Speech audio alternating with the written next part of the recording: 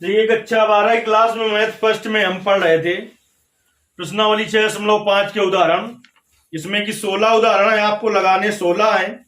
जिस तरीके से हमने बताया उसी तरीके से यदि आप लगाएंगे तो आपको एक भी कठिन नहीं लगेगा। 3 उदाहरण जो थोड़ा अलग तरीके के दिख रहे हैं, इंपॉर्टेंट भी हैं, वो हम बता दे रहे हैं, 37, 38 और 41। इसके अलावा यदि आपको कोई नहीं समझ में आ रहा है तो उसके लिए कमेंट करना है। चलिए देखते हैं। कहता है सिद्ध कीजिए कि एक शंकु के अंतर्गत मतलब शंकु के अंदर महत्तम वक्र पृष्ठ वाले लंबवृत्तीय बेलन की त्रिज्या शंकु की त्रिज्या की आधी होती है। महत्तम शब्द किसमें जुड़ा है? वक्र पृष्ठ में, वो किसके? बेलन के। तो जिसमें जुड़ा हो महत्तम या लघुत्तम शब्द, यानी उच्चिष्ट या निम्निष्ट, उच्चतम या न्यूनतम, तो उसी का अवकलन किया जाता है, उसी का अवकलन किया जाता है। तो एक क्या बना हुआ है, पहले स्लेट लाओ, सन्नपात में होगा। एक क्या है? शंकु है। तो पहले एक क्या बना लिया जाए भैया? शंकु बना लेते हैं। और शंकु के अंदर ये क्या बनाना है हमें? बेलन बनाना है।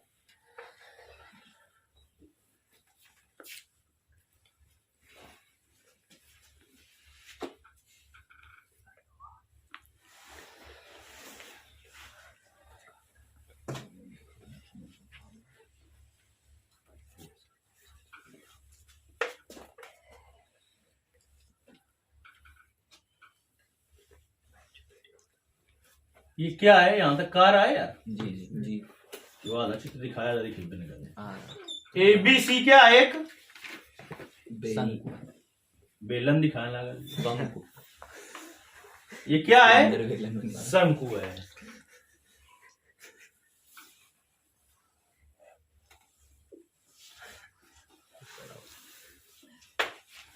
मान ले कि इस शंकु की त्रिज्या क्या है? कैपिटल R, और ये शंकु की पूरी क्या हो जाएगी? ये ऊंचाई। ये नहीं, ये कि वो, ये क्या है? इसकी ऊंचाई कैपिटल H है। इसी के अंदर क्या बना? एक बेलन। तो इसी के अंदर एक बेलन बना लिया जाए भाई।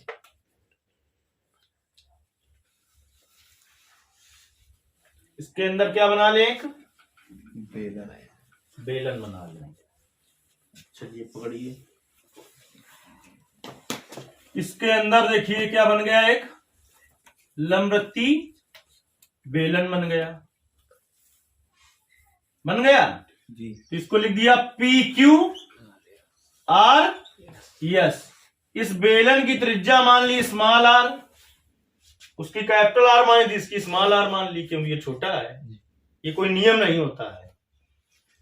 इसे लिख दे O डैश। तो इसकी ऊंचाई किसकी? बेलन की, मान ले स्मॉल h। अब देखिए किसमें जुड़ा है महत्तम शब्द? बेलन के वक्र पृष्ठ में। बेलन का वक्र पृष्ठ होता क्या है? यस बराबर 2 पाई RH। अब देखिए H का मान हमें निकालना है। इस H का मान, H का मतलब दोनों जगह O डैश लिख दिया गया। ये O है बेटा, और ये वाला O डैश है। तो O डैश का मान H होगा। तो O डैश का मान कैसे निकाला जाएगा? पूरी ऊंचाई में AO में क्या घटा देंगे? AO dash. तो AO का मान तो पता है बेटा हमें, AO का मान तो पता है, क्या है? Capital H। लेकिन AO डैश का मान नहीं पता, इसलिए इसका हमने अर्धशीर्ष कोण मान लिया। कितना है? अल्फा मान लिया। तो यानी AO डैश का मान निकाले सबसे पहले। ऊपर भाषा क्या लिखोगे? माना शंकु की त्रिज्या कैपिटल R और ऊंचाई कैपिटल H है, तथा बेलन की त्रिज्या स्मॉल r और ऊंचाई स्मॉल h है। तो पहले आ जाओ त्रिभुज। किसमें बेटा? ये उदाहरण नंबर कौन सा है? 38। AO डैश Q में tan अल्फा बराबर क्या होगा? tan अल्फा बराबर लंब बटे आधा। अल्फा के सामने भुजा लंब O डैश Q बटे AO डैश।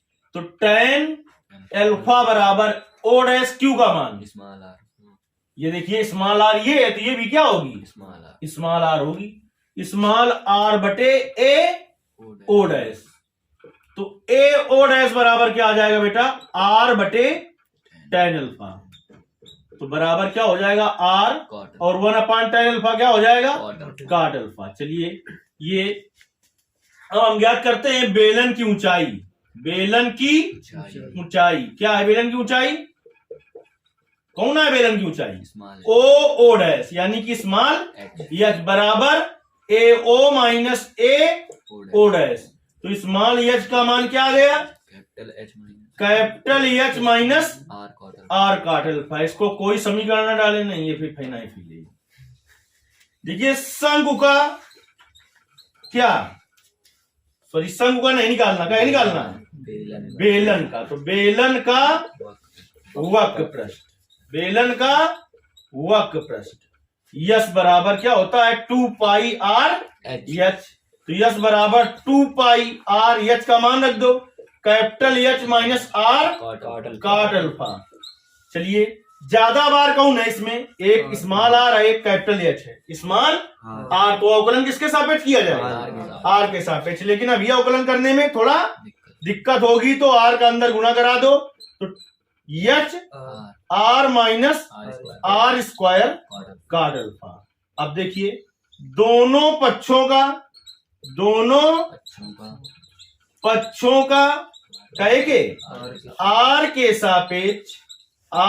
सापेक्ष अवकलन करने पर कर दो दोनों पक्षों का आर के सापेक्ष अवकलन, तो क्या आ जाएगा, D D R of S बराबर 2 पाई, सीधे करे दे रहे हैं एच गुणते आर का अवकलन, एक आर स्क्वायर का अवकलन, 2 आर cot अल्फा।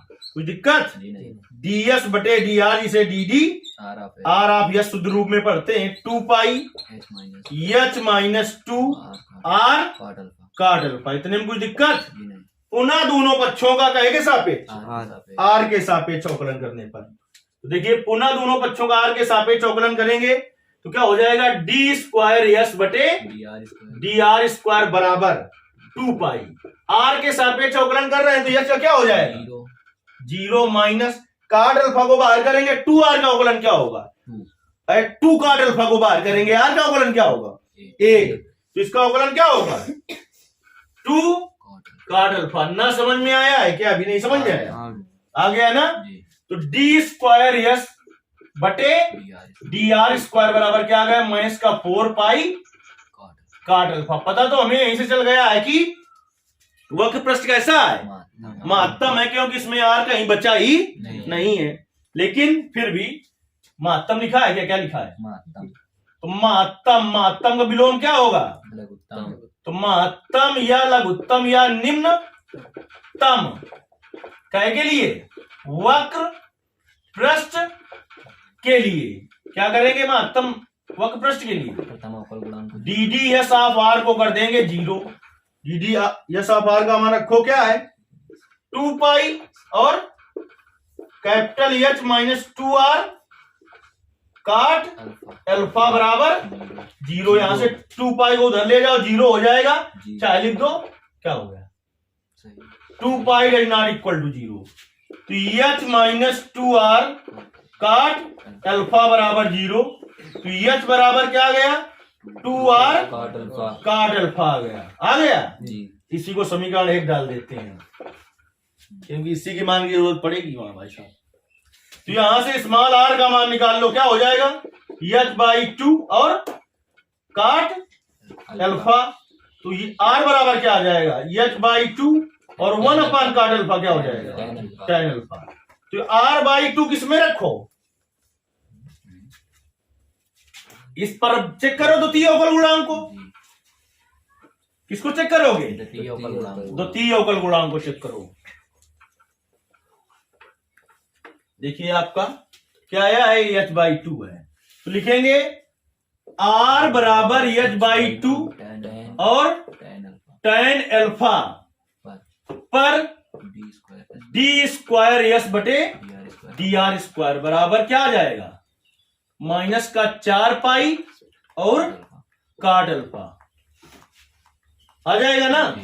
अब देखिए क्या करें हम, ये कैसा मान आया, चूंकि r बराबर h/2 tan अल्फा पर क्या है d²s/dr² का मान ऋणात्मक है। कैसा है? ऋणात्मक है। अतः क्या होगा? वक्र पृष्ठ महत्तम होगा। एक चीज सिद्ध हो गई, महत्तम है, महत्तम सिद्ध हो गई। अब जिस मान पर महत्तम है उस पर निकाल लें। चलिए ठीक है, अगर महत्तम है वक्र पृष्ठ तो कह रहा है कि जो बेलन की त्रिज्या है वो समभुज त्रिज्या की आधी है। तो त्रिभुज आ जाओ, त्रिभुज AOC में, AOC में लगा दो tan अल्फा बराबर क्या होगा? देखिए AOC में OC बटे AO, तो tan अल्फा बराबर OC का मान कैपिटल R बटे AO का मान कैपिटल H, और कैपिटल H का मान समीकरण 1 से रख दो। कैपिटल H का मान समीकरण 1 से रखने पर तो tan अल्फा बराबर क्या आ जाएगा? कैपिटल R बटे कैपिटल H का मान 2R कॉट अल्फा, कराओ तिर्यक गुणा। तो tan alpha into 2R cot alpha बराबर कैपिटल R।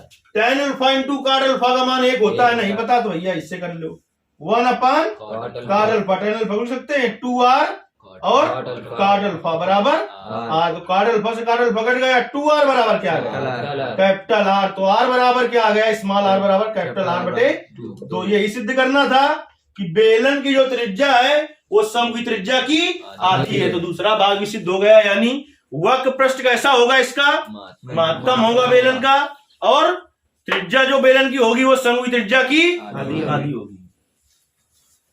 कमेंट के बनो।